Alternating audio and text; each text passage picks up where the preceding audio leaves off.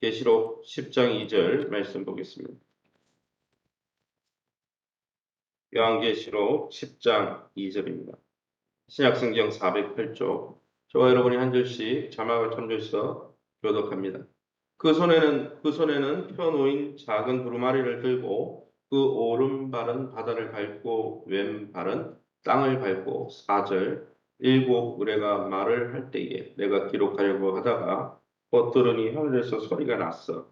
말하기를 일곱 의뢰가 말한 것을 임봉하고 기록하지 말라 하더라. 6절 세세토록 살아계시니 곧 하늘과 그 가운데 있는 물건이며 땅과 그 가운데 있는 물건이며 바다와 그 가운데 있는 물건을 창조하신 이를 가리켜 맹세하여 이르되 지체하지 아니하리니 7절입니다. 일곱째 천사가 소리 내는 날 그의 나팔을 불려고 할 때에 하나님이 그의 종 선지자들에게 전하신 복음과 같이 하나님의 그 비밀이 이루어지리라 하더라. 10절 내가 천사의 손에서 작은 두루마리를 갖다 먹어버리니 내 입에는 꿀같이 다나 먹은 후에 내 배에서 쓰게 되더라. 아멘.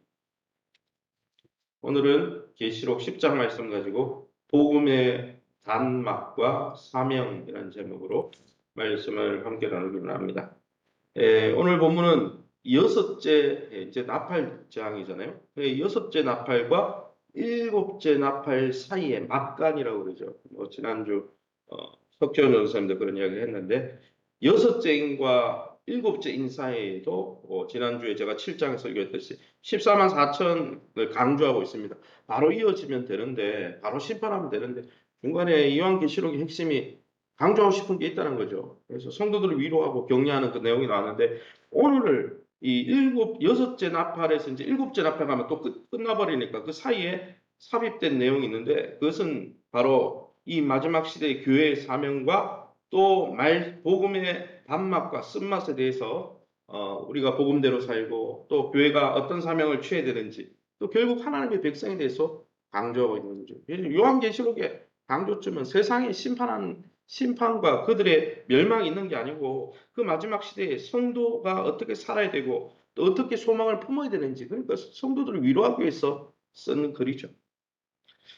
재림과 최후의 심판을 보여주기 전에 세상의 또 다른 측면과 성도들의 특수한 신분, 특별히 두 증인 이야기를 통해서 세상의 복음의 증인이 될 것을 또 오늘 두루마리를 먹는 모습을 통해서 말씀의 통로가 될 것을 말씀하고 있는 것이죠.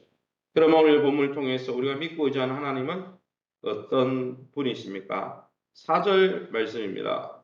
일곱 의뢰가 말을 할 때에 내가 기록하려고 하다가 곧 들으니 하늘에서 소리가 났어 말하기를 일곱 의뢰가 말한 것을 임봉하고 기록하지 말라 하더라. 사도 요한에게 이제 아주 위험 있고 큰 천사가 나와가지고 말을 하는데 하늘에서 우레 소리, 즉 천둥 소리가 들렸어요. 일곱 천둥 소리가 들렸는데 그것은 천사의 음성이 아닙니다. 원문에 또 영어 성경을 읽어보면 큰 천사가 말할 때 하늘 보좌에서 우레 소리가 들려. 우레 소리는 하나님의 음성으로 계시록에 나오거든.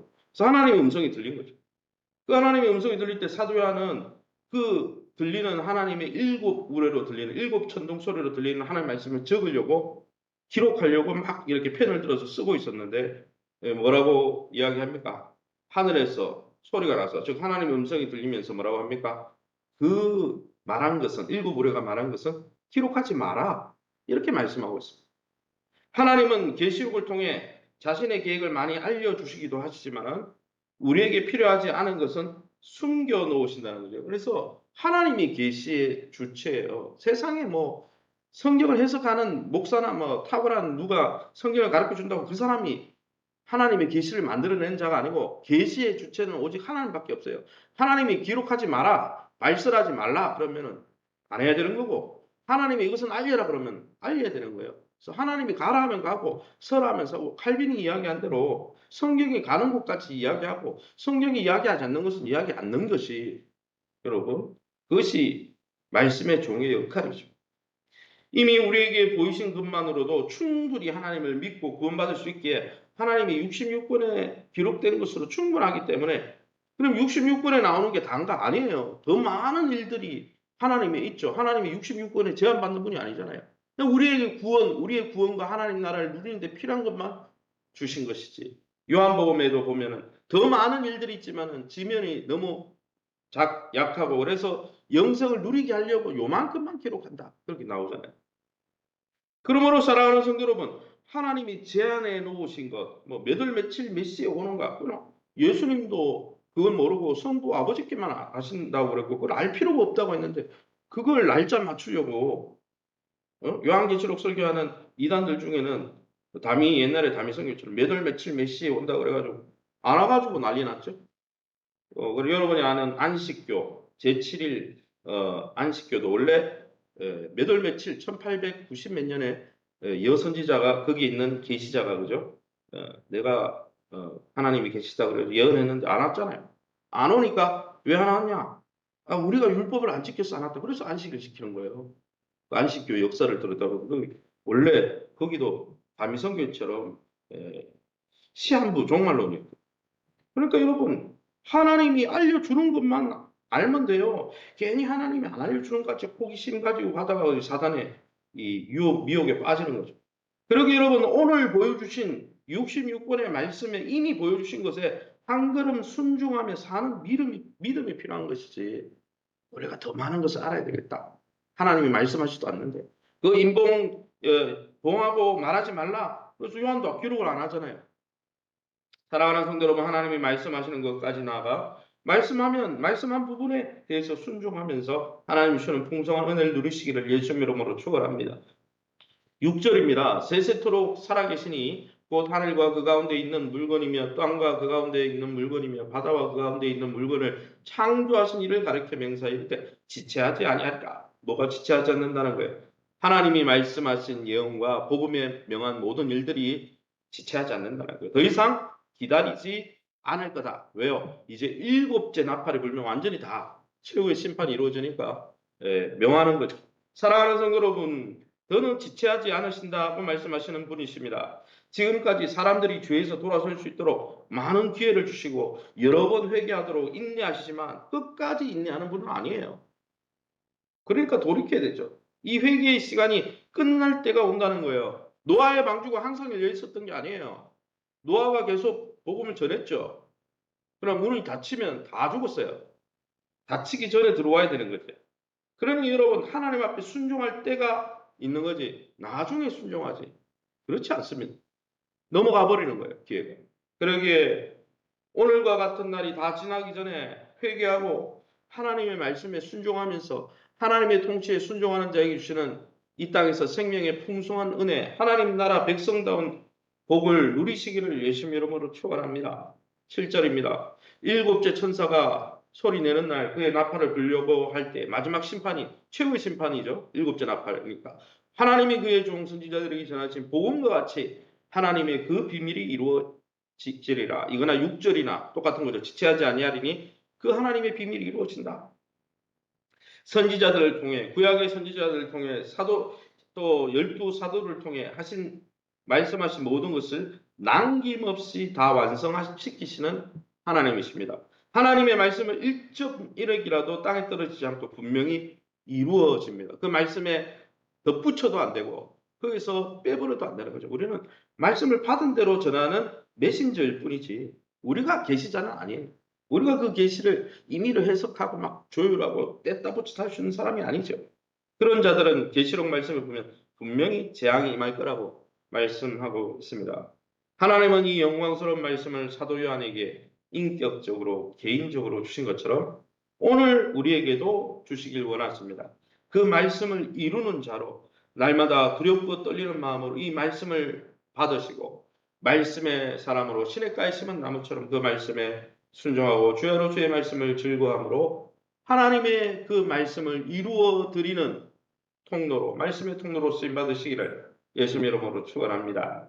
그러면 오늘 우리에게 주는 교훈이 뭡니까? 10절이죠. 그러면 우리가 마지막 때 하나님이 말하지 말라 한 것은 말 안 하고 또 증언하라 한 것은 이루어질 하나님의 복음의 비밀을 드러내려면 우리는 어떻게 해야 됩니까? 산에 들어가야 됩니까? 혼자 기도만 해야 됩니까? 아니에요. 10절이에요. 10절에 읽어봅니다. 내가 천사의 손에서 작은 두루마리를 갖다 먹어버리니 내 입에는 꿀같이 다나 먹은 후에는 내 배에서 쓰게 되더라. 사도 요한은 천사, 그 아주 힘센 천사가 손에 이 두루마리 책을 갖고 있었거든요. 이 두루마리 책을 하나님이 뭐라고 하냐면 그 천사에게 받아 먹어라 그랬어요. 이거는 신약에만 있는 게 아니에요. 구약의 에스겔 환상에도 똑같은 이야기가 나옵니다. 그래서 여러분 신약에 있는 여러 가지 예언과 계시록이 나오는 그런 계시가 갑자기 물론 꿈을 통해서 나오지만 하나님은 그 계시를 구약의 말씀을 이루시는 신약에 하신 예수님이 하신 말씀을 이루시는 거기 때문에 여러분 어떤 면에서 구약을 인용하는 부분들이 엄청 많죠. 우리가 그걸 모르고 있을 뿐이죠. 에스겔서 2장 8절에 3장 3절에 보면 똑같은 본문이 나옵니다. 에스겔이 하나님으로부터 두루마리를 먹으라. 똑같아요. 먹었는데 입에는 다나 배에는 썼다. 똑같은 그 환상이 나옵니다. 사도 요한이 천사의 지시에 따라 에스겔과 같은 방법으로 작은 책을 먹습니다. 먹으니까 입에서는 꿀같이 달았지만 배에서는 썼어요.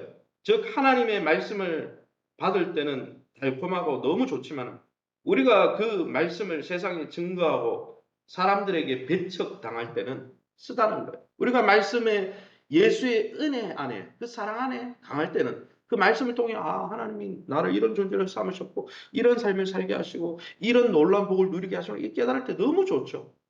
그런데 우리가 예수님의 사랑 안에 강할 뿐 아니라 뭘 해야 됩니까? 이 복음으로 또 다른 사람을 양육해야 되는데 예수 복음 전해 보십시오.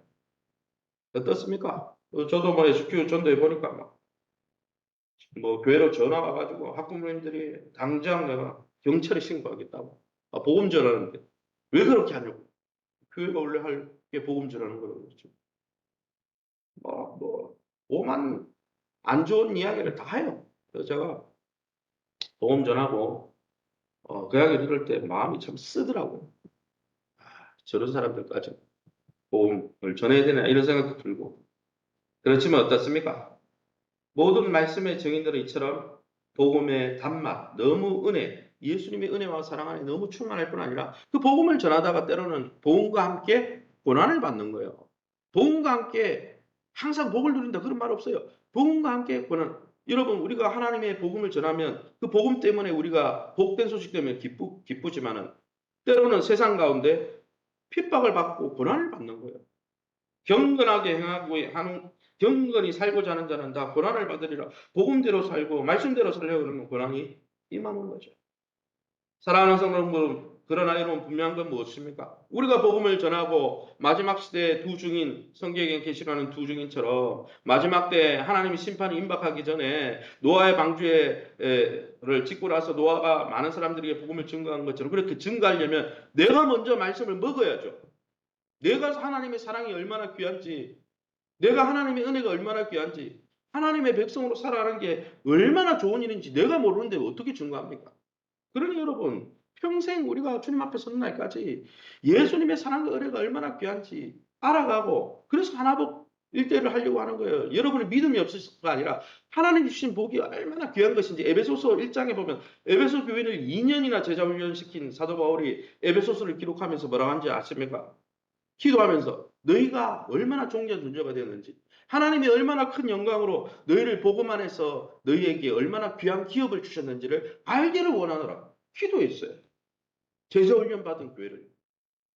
그러게 사랑하는 성도 여러분, 날마다 복음의 단맛을 제대로 경험하기 위해서 교회의 여러 가지 훈련과 또 교회의 소그룹 목장을 통해서 함께 복음의 단맛을 날마다 경험할 뿐 아니라 그 놀라운 은혜를 경험하여서 또 다른 사람에게 복음을 증거하면서 쓰고 힘들더라도 증인의 사명을 다하는 복된 교회, 마지막 때 하나님의 부름을 받은 사도 요한과 같이 쓰임받는 에스겔과 사도 요한처럼 쓰임받는 저와 여러분 다 될 수 있기를 예수님의 이름으로 축원합니다. 시간을 우리 합심해서 기도하기 원합니다. 하나님의 비밀인 복음의 단맛에 흠뻑 젖어 살게 도와주시고 또한 이 복음의 쓴맛, 사명의 쓴맛도 능히 감당하여 복음을 계승하는 교회가 되게 도와주옵소서. 이 일을 위해서 우리 교회가